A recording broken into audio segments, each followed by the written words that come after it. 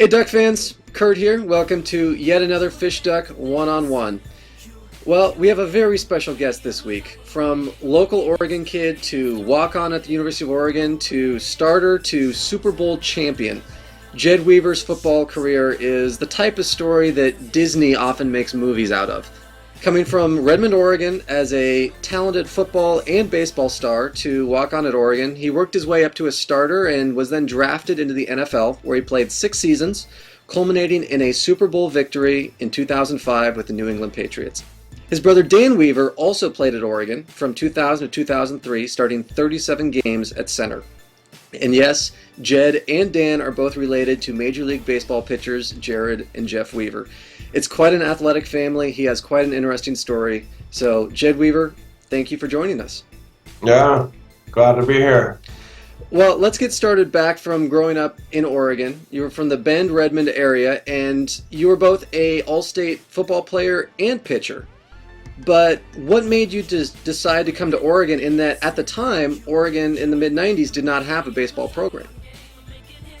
I think just myself, I like the contact of playing football. I like being on offense and tight end and getting a chance to run, catch the ball, and also, be able to get after guys blocking and doing that. I think at the end of the day, my dad was a really good football player. He actually got a scholarship to University of Oregon in 1970, but he was only there for about 5 weeks. They moved him from linebacker to defensive lineman. He didn't like that, and he went home and rode motorcycles for a while and before he moved to Oregon. So, I think part of it was my dad's history as a football player, and I just really I thought that I had more opportunity playing football in college and than baseball, and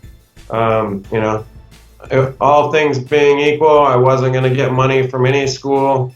And, smaller schools wanted me to go there, but I knew that ultimately I wanted to try to play in the NFL, and if I had that chance, I wanted to. Oregon was just the same as Western Oregon, in Monmouth, or Eastern Oregon and LeGrand, so if I was paying for school, I wanted to have the opportunity at Oregon and the D1 level. And when you're the young guy, you're the walk-on. I had a chip on my shoulder like I would think most walk-ons. You just try to do what you can to raise your game, and you have to learn from what those guys are doing, because obviously when they've been recruited and they have scholarships and the school's paying for their school, they're not getting a free ride, but they're in your mind they might have more of an opportunity, or they might have a leg up. So you're going to try to follow what they're doing and learn from where they're coming from. It's hard when you're a walk-on and it's that much work. And sometimes you feel like you're not going to get the opportunity, or you're not getting the opportunity you deserve. But ultimately in competition and in sport, you're going to get an opportunity. And it's the guys that put themselves in that situation in their mind mentally and work for that opportunity. When it comes, they take advantage of it. And if you're out there making plays and doing positive things for the team, the coaches can't deny you being out there. Was that recognizable to the team, how much of a difference things had changed in Oregon from when you came in '94 to when you left after '98? Yeah, I think so. I always tell people we didn't even have all of our stuff wasn't even Nike in '94 when we played. We had Nike shoes, and Nike gloves were still pretty new then. We had wristbands and elbow pads and stuff that weren't even Nike. And we used to have to walk across the street to the practice field, and in your cleats you're drudging across the street, and then they changed part of the parking lot into the new field, and then the Mashofsky Center came in. I remember sitting in a meeting with the tight ends, and the Coach Osborne comes down to the meeting late, and we're busting on him. Oh, you're late, 6:30. You got to run with Coach Rad. Oh, punishment, and he was just blown away. He said he saw the coolest thing he's ever seen in his life, and he saw Phil Knight write a check for the new jumbotron in the stadium. It used to just be an animated, lighted up duck. I remember it. Yeah, running for a first down. And so and then obviously, the facilities when I was there were amazing. I get drafted by the Eagles. I go to Philadelphia. We're in the basement of Veterans Stadium every single day in this little tiny crappy locker room, walking across the street. There's a big sign on the wall that says, "Watch out for Cushman trucks," because the O-lineman got hit the year before and blew out his knee and ran him over. And we're going out to the practice field and it's just terrible. We're going into Veterans Stadium. We called it carpet on concrete, Yeah. and I mean, the checks every month were a lot bigger and better in the NFL and in Philly than my scholarship check at Oregon, but the facilities were in the gutter compared to Oregon. Do you have a particular favorite game or favorite moment from your time as an Oregon Duck? My whole senior year was just so amazing just because, I got that opportunity to be the starter. Akili really took over in that first game against Michigan State. It was just so much fun to play with that group of guys. All of our linemen had been there. We all came in together pretty much. And, it was fun to go out on offense. It's great when the quarterback calls the play in the huddle and you just know that it's going to be a big play. Everyone's working together and good things are going to happen. And, that year playing down in UCLA, we lost the game. And, that was a devastating loss. Ruben breaks his leg. But that was the first time ever in the history of college football that College Game Day was on the West Coast. It was always on the East Coast. And, I think that's part of what really changed the tide for Oregon football and put it on the national stage also. And, but, we go up to Washington State in '96 and we're just getting annihilated, but, which gave me as the third tight end some burn in the game. And I caught a touchdown from Ryan Perry Smith. My very first catch as a Duck was a touchdown. That was great. It was a quiet plane trip home, but I had a smile on my face. One of my vivid memories always is at the home games because the year in '93. Coach Brooks didn't dress down the red shirts, but I guess some of them were messing around in the stands and not paying attention to the game and doing whatever. So he made sure that everyone dressed down in '94. Well, I'm not staying in the hotel, so we're just doing like any freshman. We're hanging out late and going out and doing whatever. And every Saturday morning, because we had so many tight ends, I had to go in the line with the offensive lineman, and there's Steve Harden. 350 pounds, sweaty, spit all over the place. And I got to be, we're doing get off, okay, just fit up on the guy and block him. And there I am, tired and whatever from the night before. And here's Steve Harden spitting and sweating all over me. His gloves smell like death, and it's just like, football, But McKinney Wheaton pick. The fans go crazy. I mean, that was just unbelievable. We're all standing on the sideline going, they're just going to give the ball to Kaufman every single play. And they did until that pass. And there he goes, picks it off and goes for a touchdown. And we're all standing on the sideline going, why didn't they just give it to Kaufman? So Right. Every single time he got 8 yards, 9 yards, but, that whole season was just unbelievable. And then, to go to the Rose Bowl and 105,000, 102,000, it's, and for the program to be where it is now after seeing that, we played in the Rose Bowl and then the Cotton Bowl the next year, two January 1st bowl games in a row. That had never happened in the history of Oregon before, so it was, it's great to be a part of that time in Oregon football history. There's some names that are kind of royalty around Oregon. There were 4 Wilcoxes that put on Duck uniforms. There were 4 Wins, 3 Malapeis that you played with, a few Harringtons, a few Johnsons, and the Weaver family has some connections. Your dad played very briefly. You were there from '94 through '98, and your brother Dan followed you to Oregon, played from 2000 to 2003. Dan was a center and started 37 games, remarkable career for him.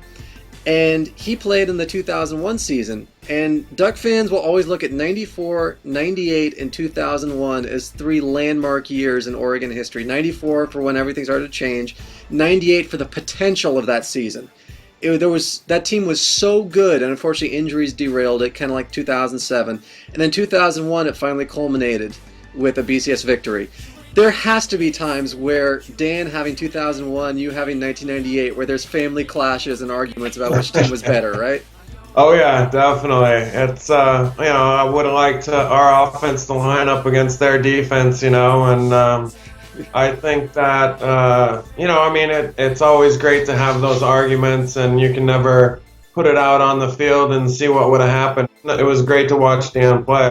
it's kind of funny because the one game that I was able to go to that season, we had a bye week at when I was on the Dolphins, and we fly all the way back to Eugene, and it's the Stanford game. They get beat, and they definitely shouldn't have lost that game. So that was kind of disappointing. And then I had to come back to Miami and hear about the Hurricanes all the rest of the season and the national championship here. And I'm like every other Duck fan. I wish they would have had a chance to play the Hurricanes and see how the athleticism would have matched up, because Nebraska or Colorado, neither one of them matched up to the athleticism from both of those teams. So it was, but Dan's got 2 Pac-10 championship rings and a Rose Bowl or a Fiesta Bowl champion ring, number 2 in the country. And his ring box is definitely, he doesn't have a Rose Bowl ring, but, his ring box, he doesn't have a Super Bowl ring in his ring box either, but he's got some good ones in there, that's for sure. We had a pro-style offense then that, really catered to the tight end. I think that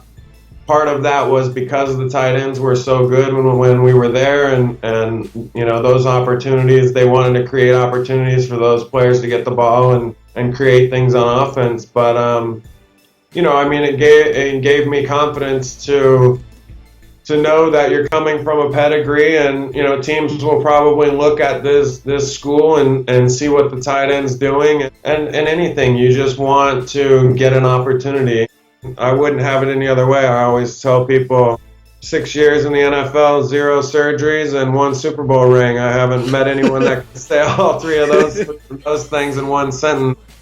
I'm just, I really, truly feel blessed. I definitely wish I was still playing in the league because I enjoyed every minute of it. But would I trade another year in the NFL for a blown-out knee or, a neck injury or something? Absolutely not. You knock on wood and thank the good Lord for those things. And,